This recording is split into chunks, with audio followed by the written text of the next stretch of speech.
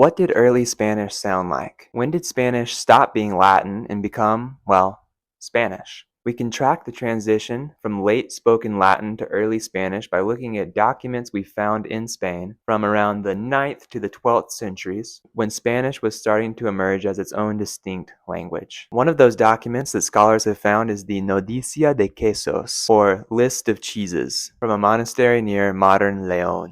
This document is exactly what it sounds like. It's literally just a list of cheeses. And it was probably written in the late 10th century by a monk at that monastery in order to track how much cheese they were using. Nodicia de Kesos que expicit frater gemeno, in labore de fratres, in illo bacellare de circa sancte juste, quesos 5, in alio de apate, 2 quesos, in que puseron ogano, quesos 4. And here's a translation into modern Spanish. Relación de los quesos que gastó el hermano Jimeno. En el trabajo de los frailes en la viña de cerca de San Justo, 5 quesos. En el otro de Abad, 2 quesos. En el que pusieron ogaño, 4 quesos. If you speak Spanish, you can already see that this list of cheeses features some amazing similarities to modern Spanish. Words like quesos, circa, pusieron are super close to the modern words quesos, cerca, and pusieron. On top of that, we see some of the classic lexical and grammatical markers of the shift from late Latin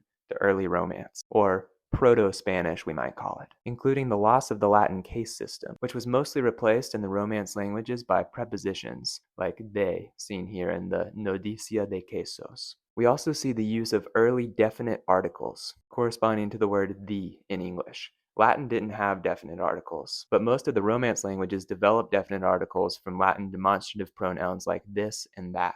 Here, the author of this text uses illo and illa. For example, later on in the text, he writes in illa viña maiore, in la viña mayor in modern Spanish. And so illo and illa eventually become el and la in today's Spanish. So is this text the birth of modern Spanish? Well, no, because languages are not born, and there's no moment in time where Latin stops being Latin and becomes Spanish. And the same goes for French or Greek or Arabic or any other language. But the Nodicia de Kesos is one piece of the puzzle for those scholars trying to figure out what the long transition from Latin to Spanish looked like.